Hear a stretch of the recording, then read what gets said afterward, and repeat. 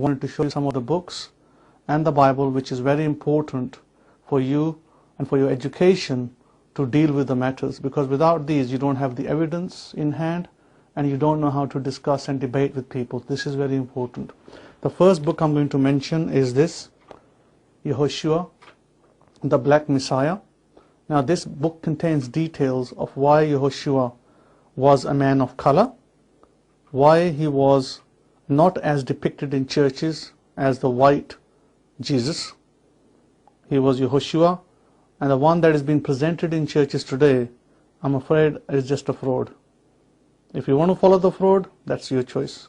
However, if you want to follow the real deal, he is not as depicted, and he does not tell you to break the law of Elohim.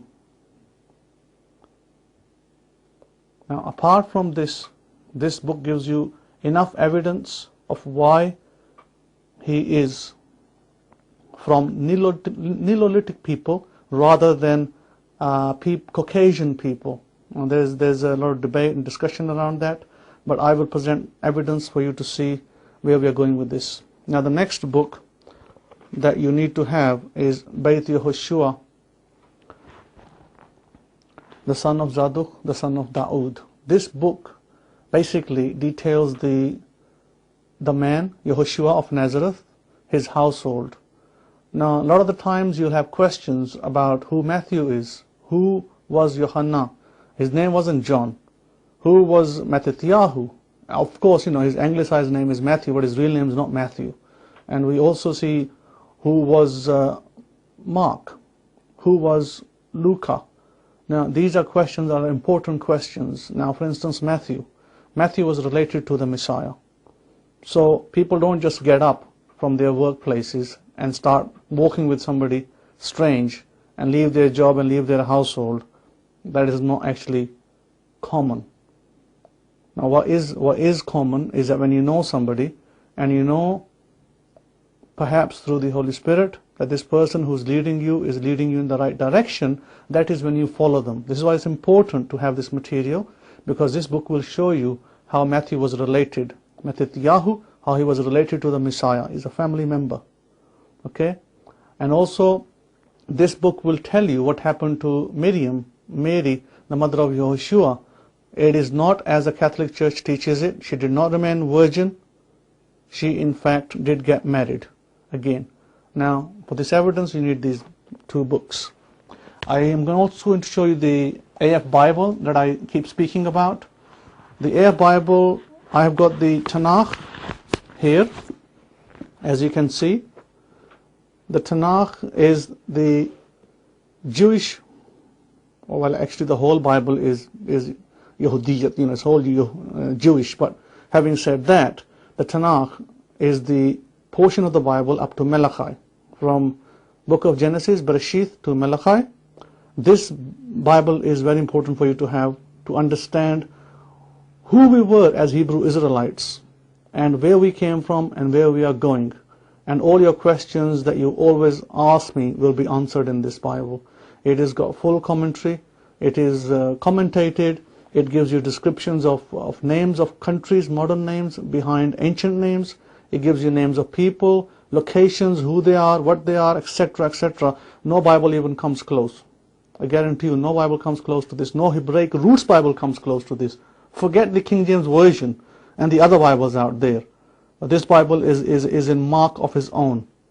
And you can purchase this from www.abrahamic-faith.com.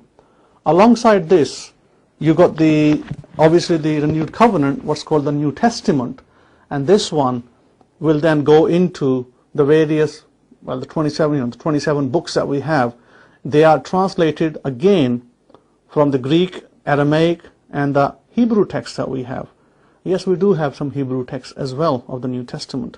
However, note that this is again translated, corrected with names and everything, places. So this is very important. Genealogies, what happened, who said what, and why, what that actually meant, what are the Hebrew idioms, etc., etc. But we will perhaps come to the Bible again. If you want to purchase a copy, you go to the website. As I said, the website is www.abrahamic-faith.com. Now, Our program today was part of the series called Hebrew Israelites. Who were the Hebrew Israelites? We discussed in our last programs that they were people of what I describe as a Nile region. Now, let me actually point out on the map. If my cameraman will take us to the map, we are dealing with the continent of Africa here, my friends. Africa is where Israel is. Israel is not in Middle East. That is a misnomer. That is a misterm. That is a very late developed term. Israel was part of the African continent. If you look here, right over here, all this region is the African continent. And right next to it, in the north, in the border where Egypt is, you find that Israel is right next to it, a small dot. This, my friends, is part of Africa. Now, this sea that you see here is called the Red Sea. This bit here, this Red Sea wasn't always there. This Red Sea came about after the flood of Noah. So therefore, people make mistake when they think that this was the map as it was originally. This was all, including Israel, including Saudi Arabia, Eastern Arabia, this was all one continent. All this area was one big continent before we had these splits and the sea and other bodies of waters that came about after the flood. Now, what we are looking at today and who we're looking at today is an important character in the Bible called King Solomon. King Solomon, by the way, you may have seen in films, you may have seen in books, and you may have seen in other places, perhaps even in Bibles with illustrations, as a white man, as a Caucasian. King Solomon, I'm afraid, sorry for the ignorant pastors and the deacons and whatever you want to call yourselves out there, he was not a white Caucasian. King Solomon was a black man. How do we know that he was a black man? We're just going to look at that now. Now, remember that King Solomon, there is a particular text in the Bible called Songs of Solomon. Now, that's always interpreted allegorically. That is not always true, how they interpret it allegorically. Allegorically is only the second level of interpretation. We always interpret it in the first level. The first level of interpretation, the book Song of Solomon, is about his love affair with a girl Shulamite. Now, allegorically, the Shulamite and the love affair between King Solomon is seen as between the assembly of believers and the Messiah. That's fine, allegorically. But it is not fine when you want to look at it literally. We must first look at the text literally, then we can look at it at the other levels of interpretation.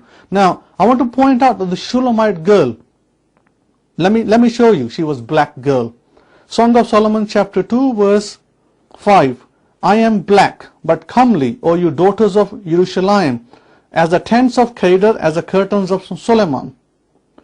So, the Shulamite girl was black, and yet that girl is also depicted as a white girl perhaps in pictures and in other areas. That's the first deception. We need to get rid of the deception. This deception was created for various reasons, and perhaps through ignorance, and perhaps because of the sin of the Hebrew Israelites, their history was slowly erased through European effort and through other efforts. However, coming back to this point, what I want to show you is like attracts like. What does that actually mean? Historically, it means if you've got a white man and a white woman, they'll be attracted to each other. A Caucasian will attract a Caucasian, generally speaking. Majority of the times. A black woman will be attracted to a black man. And when I say black, it doesn't necessarily mean jet black. Black is not really a color as such. Or I should say even white is not a color as such. It depends on the pigmentation of your skin. If you look at this is a shade of black. My hand, my skin color is a shade of black. Yet, you may not call me black. You might call me brown or light brown. So within black, you'll have brown, light brown, you'll have dark brown. So these are all the different shades. Same perhaps in the white color, you may have some people very white with least pigmentation, and some with slightly pigmented and maybe slightly what you might term is like not exactly like my skin but close to it. So coming to that, King Solomon was black. His wife Shulamite was black. Now let's look at it further. Shulamites described as tents of Kedar. Okay, says, "O you daughters of Jerusalem, as the tents of Kedar." The tents of Kedar, Kedar is the son of Ishmael. The Arabs are also known as Bayt al-Shahar. Now, Bayt al-Shahar means houses of hair. In the old days, out in the desert, the Arabs made tents